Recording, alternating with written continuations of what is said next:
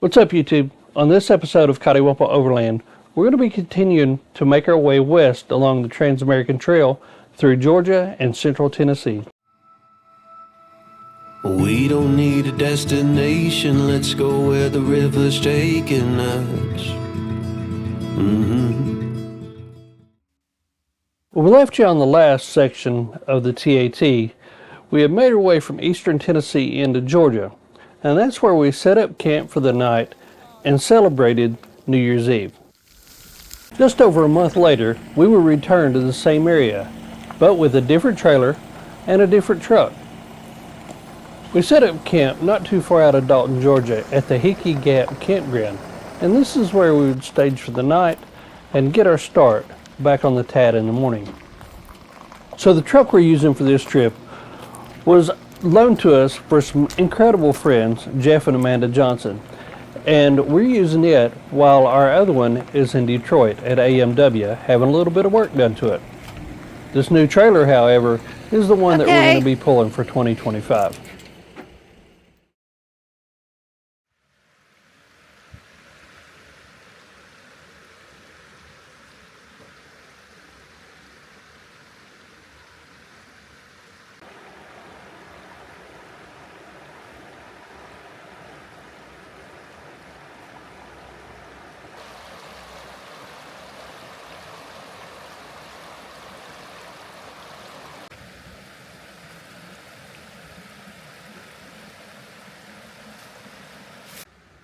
The morning was a little bit brisk, so it was a great time for some hot coffee and to enjoy breakfast on the inside of the Teton. While we sat here, this gave us an opportunity to plan out the day.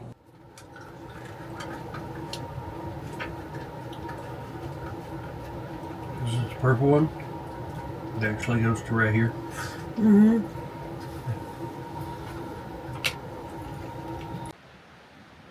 After getting the bellies full and getting a plan made, it was time to hit the trail.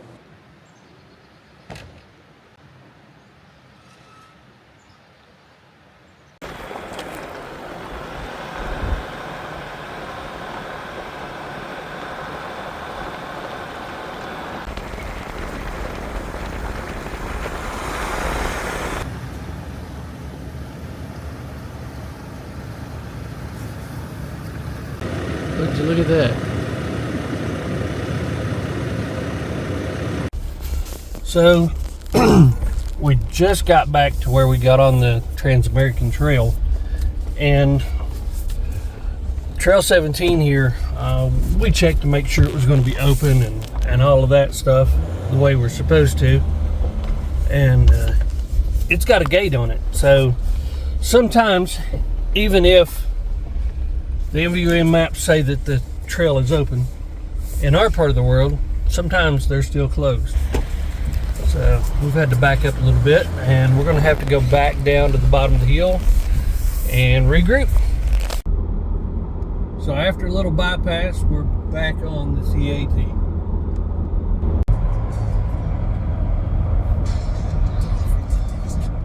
No rain in the forecast. Rain or not, it wasn't going to dampen our spirits any. One of the things that we were really interested in this part of the TAT was following the original Trail of Tears. One of the places that we wanted to check out was the Chief Van House. While it's not right on the TAT, it's not very far and is a historical part of the Trail of Tears. We hoped to go inside, but weren't able to because it was closed for the day.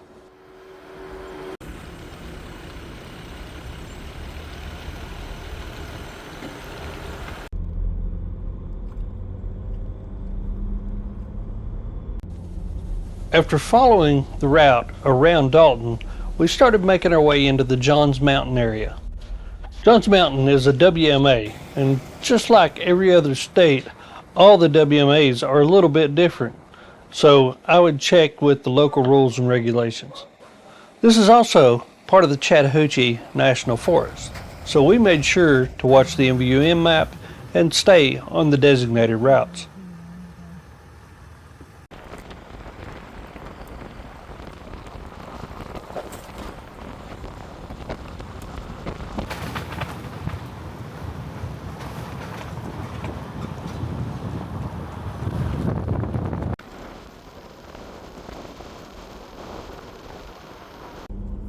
traveled through the north central part of the state, there was a lot of blacktop roads here, and there just wasn't a whole lot of gravel or dirt to be found.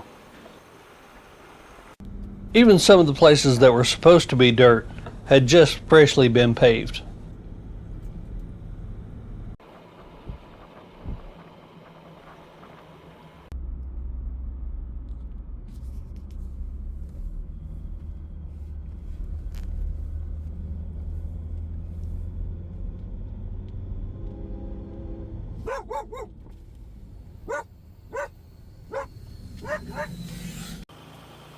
As we drove by this sign, the Pocket Recreation Area, it was getting to be about lunch.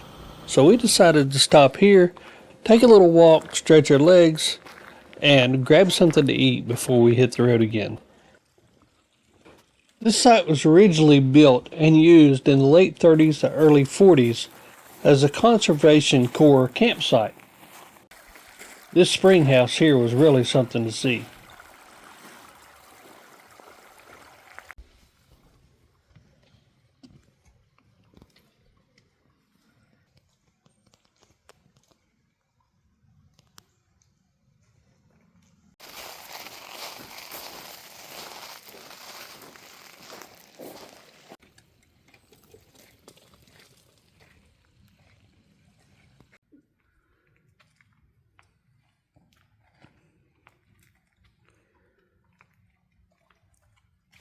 After everybody got a little exercise and some lunch, it was time to explore some of the other areas within the National Forest to see what else we could find.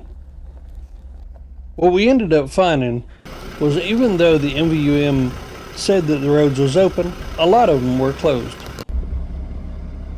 We kind of struck out in the way of exploration in this area, so it was time to move on.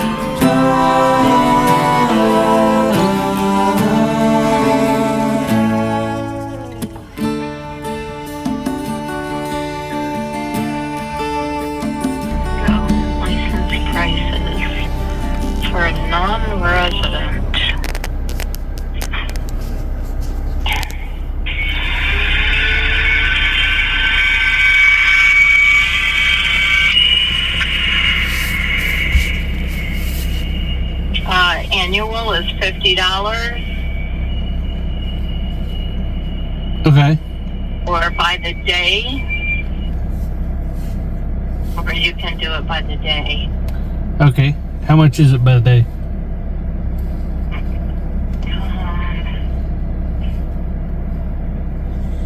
It's saying $350, but I think the first day is 10 plus $350 every additional day.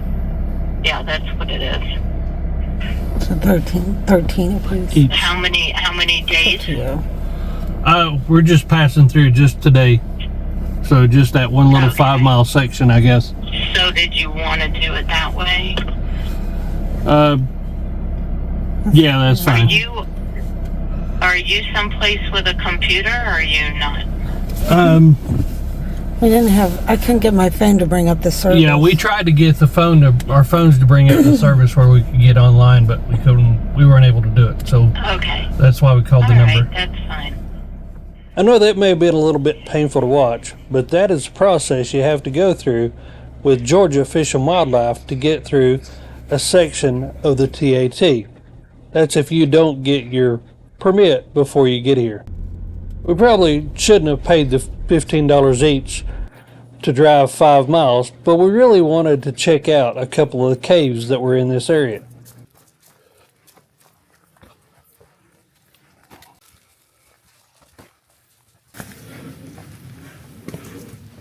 Apparently that's it. No way. Well, where do they go? To the right? Down or to the left.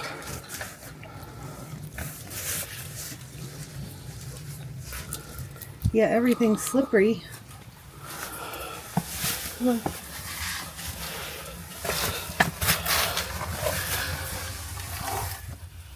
That's crazy. Me. You wouldn't do it? No.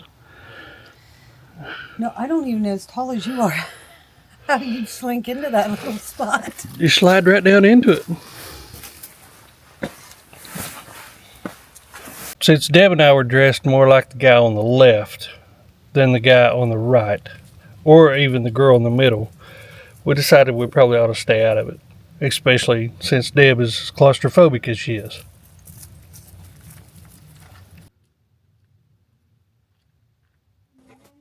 After checking out the entrance to the cave, we also checked out a couple of the designated campsites that were within this WMA.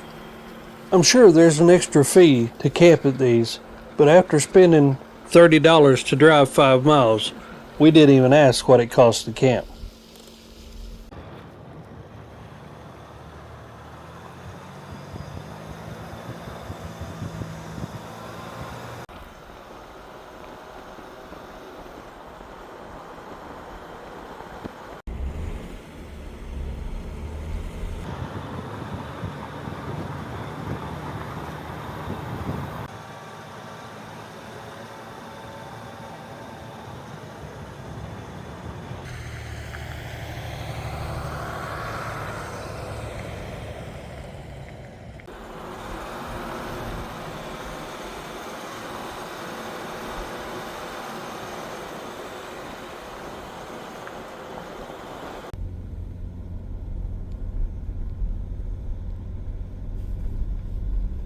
As we crested the top of the hill, we noticed that there was a pair of binoculars icon on the map, so we had to drive out and check it out.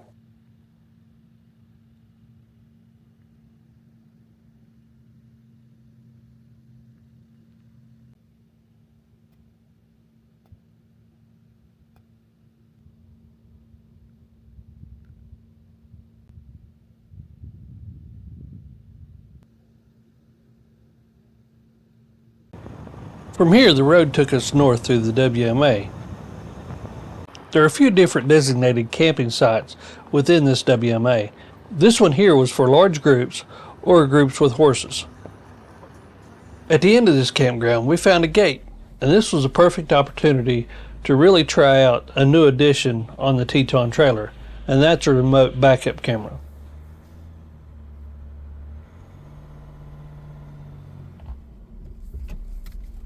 After checking this campground out, we spent the rest of the afternoon just traveling along the Tat and enjoying the sights.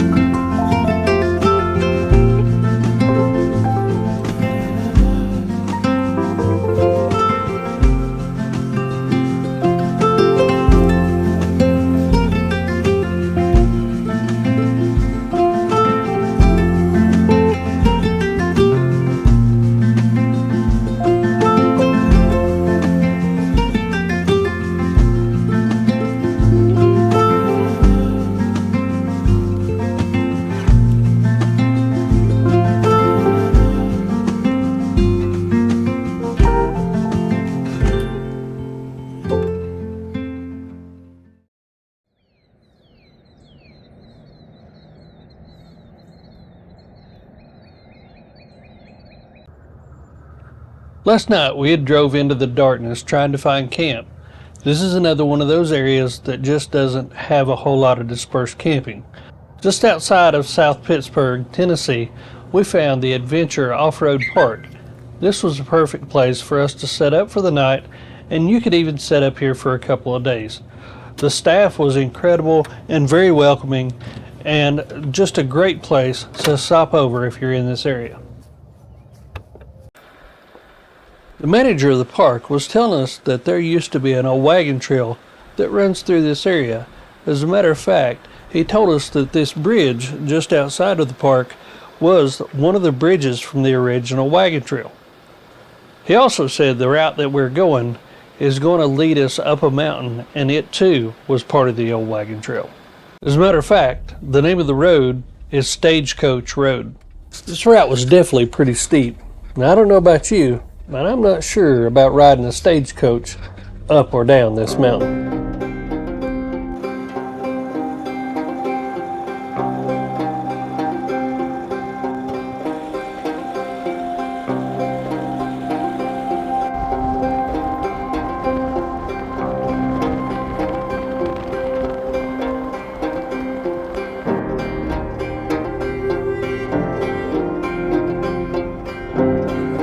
The closer we got to the top of the mountain, the more and more fog that we started to encounter. We had hoped to be able to see a lot of different sights up here on the plateau, but that didn't look like it was going to pan out today.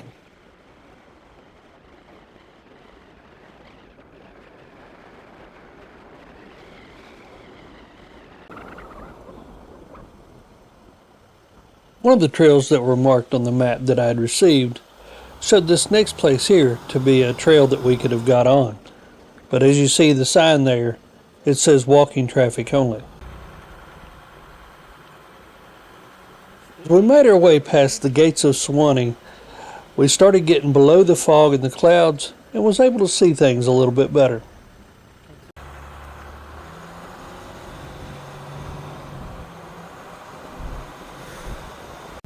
Continuing to make our way across this part of central Tennessee, we had all kinds of different road surfaces.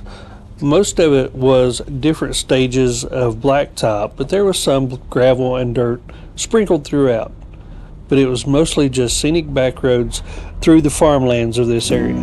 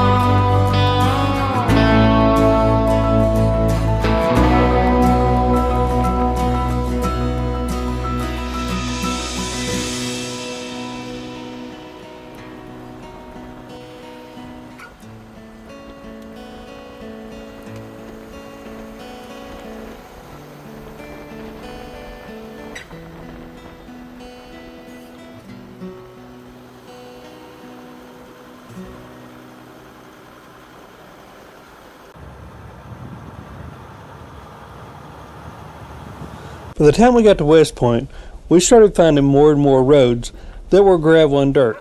Then that always makes the ride a little more interesting.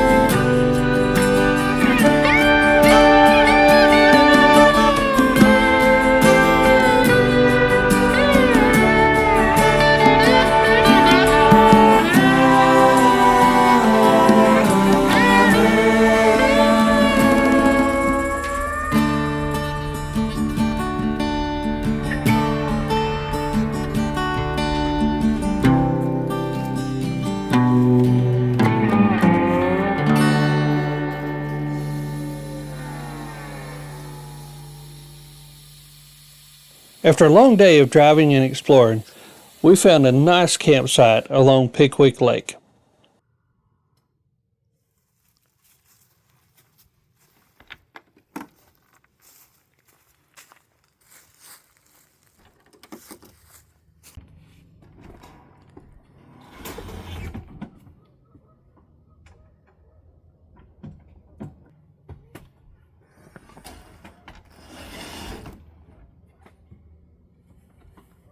We're home.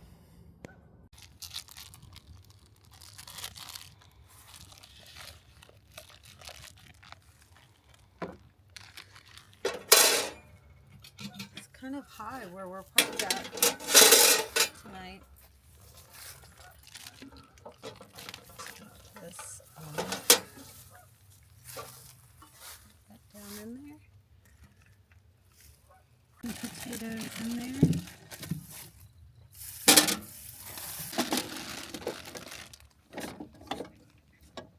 Do you want a lot of carrots or a little carrots? It don't matter. I was gonna say, you're at that point, you might as well just throw the rest of the bag in. Right. Might as well just get the rest of it. This is...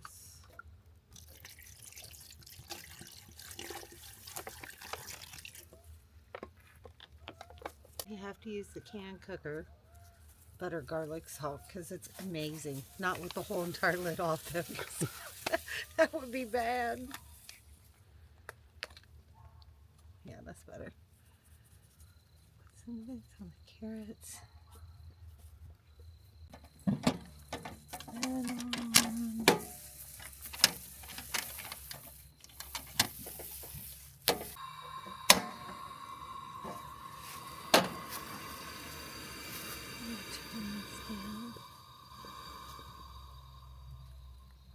Yep. Were you videoing? Yep. Where'd Aspen go? Right here. What you doing? I'm organizing. Because I haven't done that yet. It's like moving into a new house. It is. Just have to figure out where I want to put everything. You hiding?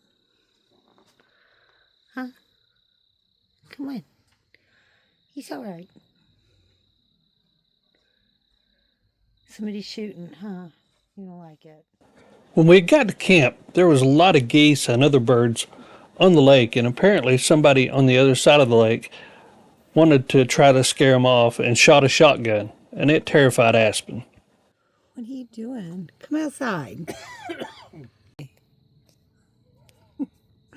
Aspen. Aspen. Hey.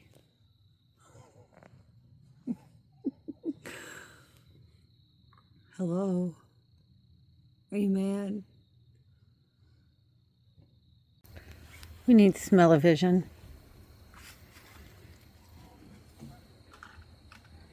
Look at that.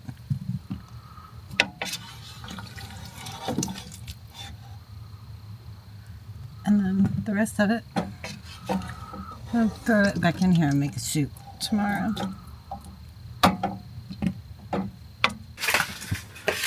Because my fork's outside.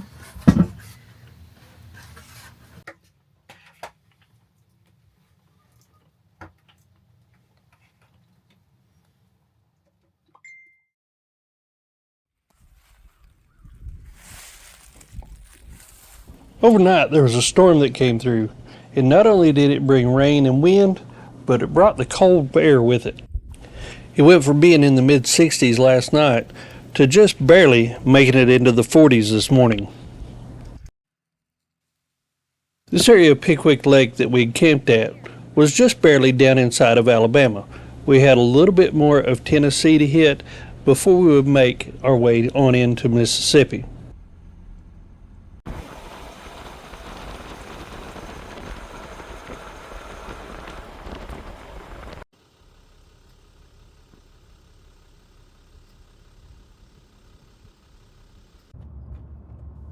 We took a little bit of time exploring the lake's edge around Waterloo before making our way into the Lauderdale WMA.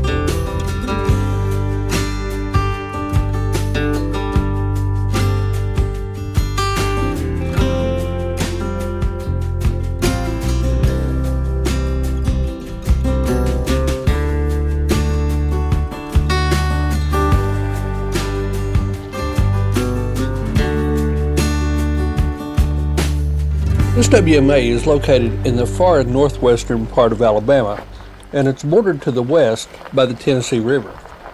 This means that there's several really nice campsites right along the river in this WMA. The trail here continues north before it hits State Line Road in Blacktop and goes back into Tennessee.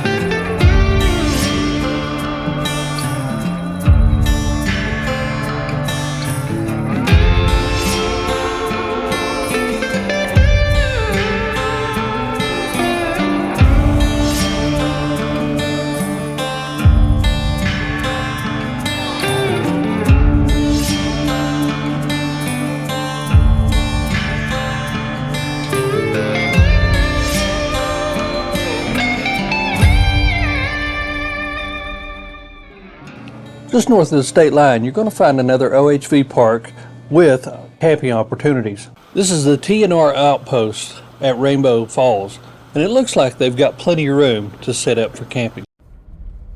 As you head south and west out of Savannah, you're going to hit the last section of dirt that you're going to find in Tennessee. This takes you out through the river bottoms along the Tennessee River. Now, I got to be honest with you, there's not a whole lot to see out through here. You can't see the river, but you're not on blacktop either.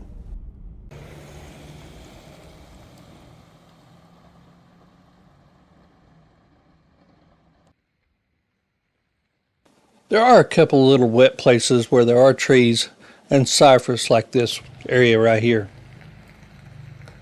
But other than that, it's pretty much open cornfields.